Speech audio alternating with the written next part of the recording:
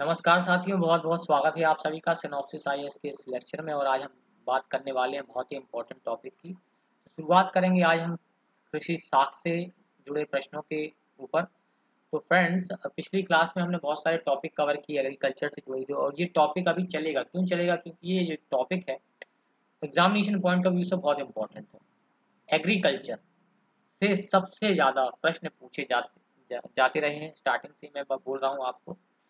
तो आज जिस प्रश्न पर मैं बात करने वाला हूँ, जो सबसे ज़्यादा पूछा जाता है एग्जाम से, वो है कृषि साख यानी एग्रीकल्चर क्रेडिट। या इसको मैं सरल शब्दों में कहूँ तो कृषि कार्य करने के लिए जो पैसे की आवश्यकता होती है उसको हम एग्रीकल्चर क्रेडिट कहते हैं। ठीक है, इसका इस्तेमाल जो है कृषि कार्य में पैसे को उपलब्ध कराने के लिए किया जाता है। इस चीज़ को आप समझिए। और आज सबसे बड़ी समस्या कृषि क्षेत्र में कृषि साख को लेकर है। ठीक है, financial institutions, non financial institutions के माध्यम से किसान पैसे को हासिल करता है कृषि कार्य करने के लिए, एग्रीकल्चरल एक्टिविटीज को करने के लिए। तो कृषि साख से मतलब ये होता है कि कृषि कार्यों के लिए उपलब्ध वित्त, फाइनेंस। दो तरह से किसान इसको प्राप्त करता है, जैसा कि मैंने अभी आपको बताया। संस्थागत तरीका यानी कि इंस्टीट्यूशनल तरीका, और नॉन इंस्टीट्यूशनल तरीका यानी कि गैर संस्थागत तरीका, जिसमें उसके रिश्तेदार, साहूकार, महाजन, ये सब चीजें लोग आते हैं, घर के आस पड़ोस के लोग। ये गैर संस्थागत श्रेणी में आते हैं। और संस्थागत श्रेणी में आपके आते हैं बैंक, सहकारिता समूह वगैरह। ठीक है, किसानों द्वारा सामान्यतः 3 प्रकार के ऋण लिए जाते हैं, आपको ये आंसर में लिखना पड़ेगा। शॉर्ट टर्म लोन जो 15 महीने तक का होता है, उससे कम अवधि का होता है।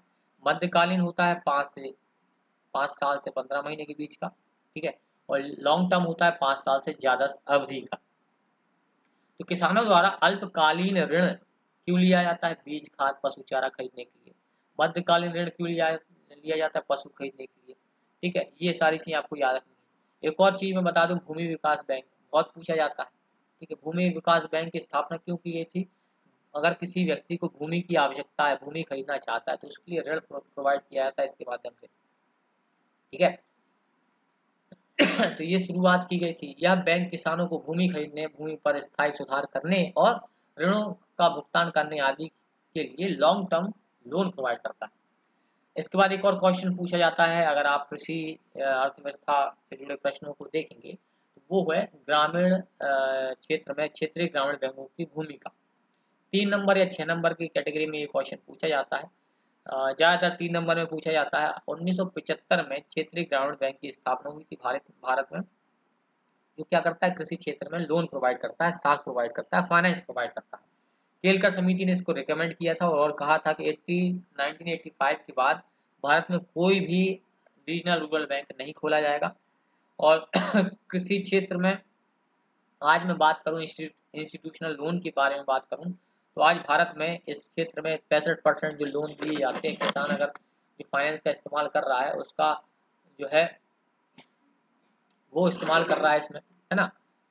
तो टोटल 65% किसान जो है बैंकों से ऋण ले रहा है, और 35% जो है किसान, सॉरी, गैर संस्थागत तरीके से ऋण ले रहा है। तो ये सारे पॉइंट आपको मेंशन करने हैं।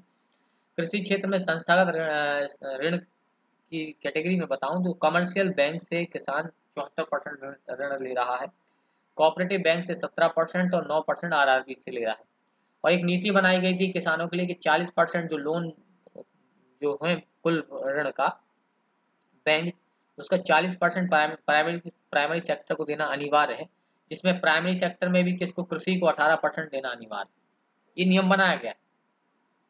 भारत सरकार ने राष्ट्रीय कृषि बीमा योजना लॉन्च की, रबी फसलों के लिए लॉन्च की। ठीक है, इसका शुभारंभ किया गया। इसका उद्देश्य क्या था कि जो फसलें होती हैं प्राकृतिक आपदाओं की शिकार होती हैं, ओलावृष्टि, तूफान वगैरह जो भी प्राकृतिक आपदाएं हैं, बीमारियां हैं, उनसे जो नुकसान होता है उससे बचाने के लिए किसान को ये ऋण प्रोवाइड किया जाता है।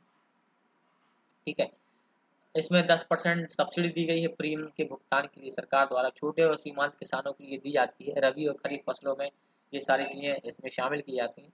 इसमें कुल 70 फसलों को शामिल किया गया है। तो केंद्र सरकार और राज्य सरकार द्वारा इस योजना को चलाया जाता है, इसमें वहन किया जाता है, इसमें पैसा दिया जाता है। एक और ऋण योजना बहुत ज़्यादा एग्जाम में पूछी जाती है, वो है मौसम आधारित फसल बीमा योजना। तो 2007-8 में ये लॉन्च की गई थी और इस योजना का उद्देश्य पैदावार पर विपरीत प्रभाव जो पड़ता है मौसम का, उसके आधार पर बीमा उपलब्ध कराना है। राज्य सरकारों द्वारा बुआई के समय बुआई के मौसम से पूर्व फसलों के लिए ये जो है नोटिफिकेशन निकाल के बताया जाता है कि इस फसल के लिए हम इतना बीमा देंगे। तो प्रत्येक इकाई क्षेत्र के संदर्भ में मौसम का जो केंद्र होता है, वेदर सेंटर जो होता है, वो जो वेदर की फोरकास्टिंग करता है, वहां से आंकड़े जुटाए जाते हैं। उन आंकड़ों के आधार पर भुगतान किया जाता है। ठीक है, तो उतार चढ़ाव के आंकड़ों के हिसाब से जो है किसानों के नुकसान की सूचना दी जाती है और फिर उसके हिसाब से क्लेम्स सेटल किए जाते हैं। एक और चीज मैं बताना चाहता हूँ जो सबसे ज्यादा पूछी जाती है एग्जाम्स में, वो है हरित क्रांति। इस पे आपको 6 से 15 नंबर तक का क्वेश्चन पूछा जा सकता है। तो एक वैज्ञानिक थे डॉक्टर विलियम गेट, उन्होंने हरित क्रांति शब्द मतलब अधिक उत्पादन की श्रेणी में जो फसलें आती हैं उनको उन्होंने हरित क्रांति शब्द दिया। भारत में द्वितीय पंचवर्षीय योजना के बाद हमने हरित क्रांति के ऊपर काम करना स्टार्ट किया। ये पॉइंट सारे लिखने हैं आपको एग्जाम में। खाद्यान्न उत्पादन में आत्मनिर्भर बनाने के लिए हमने 66-67 में हरित क्रांति को लॉन्च किया। इसमें बड़े पैमाने पर हमने अधिक उत्पादन पर ध्यान दिया, बीजों के अच्छी किस्म के बीजों का इस्तेमाल किया, रासायनिक खाद का इस्तेमाल किया, जिससे हमारी उत्पादकता बढ़ गई। सघन कृषि कार्यक्रम अपनाए। इसके अलावा कृषि क्षेत्र में अनुसंधान को बढ़ावा दिया, सिंचाई, भूमि संरक्षण जैसे उपाय अपनाए हमने। ठीक है, तो गेहूं का सबसे ज्यादा उत्पादन हुआ, चावल का सबसे ज्यादा उत्पादन हुआ। हरित क्रांति का नाम दिया गया भारत में भी अधिक उत्पादन के संदर्भ में। क्रांतिकारी परिवर्तन आ गया। नॉर्मन बार्लो जो है इस क्षेत्र में पहले व्यक्ति थे जिन्होंने इस क्षेत्र में काम किया। भारत में एम एस स्वामीनाथन ने इसमें विशेष योगदान दिया। भारत में हरित क्रांति के परिणाम स्वरूप गेहूं, मक्का, चावल जैसे खाद्यान्न के उत्पादन में भारी वृद्धि हुई और खाद्यान्न के मामले में भारत हो गया आत्मनिर्भर। तो हमने पीडीएस सिस्टम लॉन्च कर दिया, हमने फूड सिक्योरिटी एक्ट पारित करा दिया। क्यों करा दिया? क्योंकि हमें पता था कि हमारा उत्पादन बढ़ चुका है। अनाजों का आयात बंद कर दिया और हमने स्वयं बहुत ज़्यादा अनाज उत्पादन करना स्टार्ट कर दिया। विदेशी मुद्रा की बचत हो गई, जिसका इस्तेमाल हमने अन्य चीज़ों को खरीदने में किया। पेट्रोल और अन्य पूंजीगत वस्तुओं के आयात में हमने उसको खर्च किया। ग्रामीण क्षेत्र में रोजगार में वृद्धि हो गई, कृषि आधारित उद्योगों को बढ़ावा मिला। इस क्रांति का लाभ देश के कुछ क्षेत्रों में, पंजाब, हरियाणा, पश्चिम उत्तर प्रदेश, राजस्थान, इन क्षेत्रों में लाभ पहुंचा। लेकिन भारत के बहुत सारे राज्य इस क्रांति से लाभ नहीं उठा पाया। क्षेत्रीय असंतुलन बढ़ गया। तो ये क्वेश्चन आपको इस तरह से डील करना है। तो हरित क्रांति का सबसे ज्यादा जिस फसल पर प्रभाव पड़ा वो गेहूं के उत्पादन पर।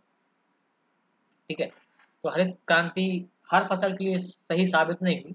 रासायनिक खाद और कीटनाशकों के उत्पादन के कारण पर्यावरण में प्रदूषण बढ़ा। 1990 तक आते आते हमने हरित क्रांति में स्टेबिलिटी आ गई। ठीक है, स्थिरता आ गई। इसके बाद उससे ज्यादा लाभ मिलना हमें बंद हो गया। अब हम बात कर रहे हैं सेकंड हरित क्रांति की, सेकंड ग्रीन रेवोल्यूशन की। कृषि क्षेत्र में आई इस स्थिरता को दूर करने के लिए, स्टेबिलिटी को दूर करने के लिए एक महसूस किया जाने लगा कि अब हमें सेकंड ग्रीन रेवोल्यूशन की रिक्वायरमेंट है। तो पर्यावरण के हितों को ध्यान में रख करके ऑर्गेनिक फार्मिंग को बढ़ावा देने के लिए, समग्र विकास को बढ़ावा देने के लिए 2006 में एक विज्ञान कांग्रेस में डॉक्टर एपीजे अब्दुल कलाम ने सेकंड ग्रीन रेवोल्यूशन के बारे में कहा, उसका आह्वान किया उन्होंने। इसके तहत उन्होंने कहा कि अच्छे बीजों का चयन कीजिए, क्षेत्रीय भूमि की दशा के आधार पर मोटे अनाजों का उत्पादन पर बल दिया जाए। जहाँ सूखाग्रस्त इलाके, जहाँ पानी कम गिरता, वहाँ मोटे अनाज का उत्पादन हो।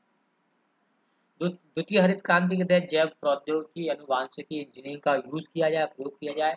प्रोडक्टिविटी और क्वालिटी पर ध्यान दिया जाए, उसके विकास पर ध्यान दिया जाए।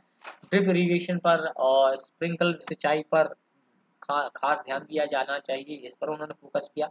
उन्नत खेती और पर्यावरण की दृष्टि से अच्छी खेती के साधनों का उपयोग किया जाए। साथ साथ वाटर सेट मैनेजमेंट को बढ़ावा दिया जाए और बंजर भूमि को कृषि योग्य बनाने के उपाय खोजे जाएं। इन सब बातों से आएगी सेकंड ग्रीन रेवोल्यूशन आएगा। इससे ये उन्होंने फोकस किया। तो ये सारे पॉइंट आपको याद रखने हैं। अगर आपसे पूछ लिया जाए कि ग्रीन रेवोल्यूशन अगर आएगा भारत में तो किन चीजों को ध्यान रख करके लाया जाएगा, तो ये सारे पॉइंट आपको याद रखने हैं। प्रथम हरित क्रांति जो आई थी उसका फोकस क्या था कि प्रोडक्टिविटी बढ़े। तो फर्स्ट ग्रीन रेवोल्यूशन में क्या हो गया, हमने प्रोडक्टिविटी तो बढ़ा ली, लेकिन सेकंड ग्रीन रेवोल्यूशन का उद्देश्य प्रोडक्टिविटी बढ़ाना नहीं होगा, इसका उद्देश्य होगा किसानों की आय बढ़ाना। तो ये दो पॉइंट आपको याद रखने हैं। First was focused on productivity, and second will be focused on income, increment of income. ठीक है। अब इसके बाद एक और सबसे इम्पोर्टेंट टॉपिक जो लगभग 100% हर साल पूछा जाता है, एमपीपीएससी में तो हर साल पूछा जाता है, अदर स्टेट एग्जाम्स में भी पूछा जाता है, पीडीएस सिस्टम। तो पीडीएस सिस्टम में हम क्या करते हैं, कीमतों की जो उतार चढ़ाव हो उससे उपभोक्ता को बचाने के लिए कुछ आवश्यक सामग्रियां उपलब्ध कराते हैं, जैसे गेहूं, चावल, खाद्य तेल, चीनी। ठीक है। इस सिस्टम को हम कहते हैं पीडीएस सिस्टम। इसमें एक दुकान होती है, सरकारी दुकान होती है, उचित मूल्य की दुकान होती है, जिसके माध्यम से हम उपभोक्ताओं के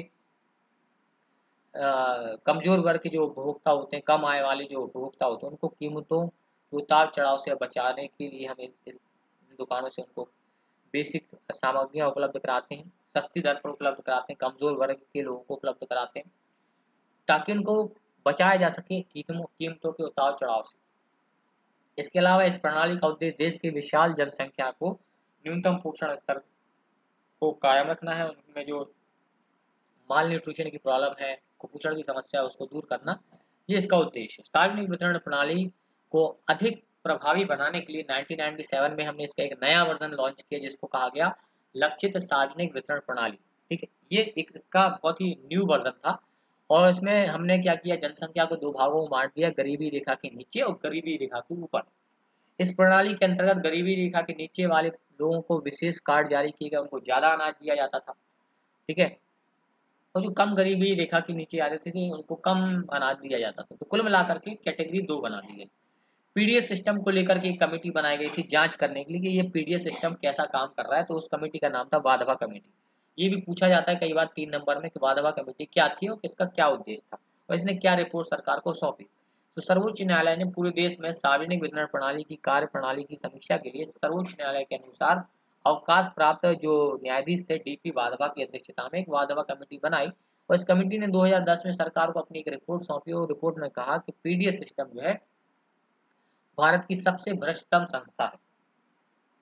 कमेटी में पाया गया कि पीडीएस की जो दुकानें होती हैं, जो खाद्यान्न इसमें जो उपलब्ध कराया जाता है, उसमें सबसे ज़्यादा कालाबाजारी होती है, गरीबों तक अच्छा और सस्ता माल नहीं पहुंचता है, वो नियर बाय मार्केट में बेच दिया जाता है, ना गरीबों को उचित मात्रा में खाद्यान्न उपलब्ध कराया जाता है, अगर मिल भी जाता है तो उसकी गुणवत्ता बहुत खराब होती है, इतनी खराब होती है कि वो खाने योग्य नहीं होता।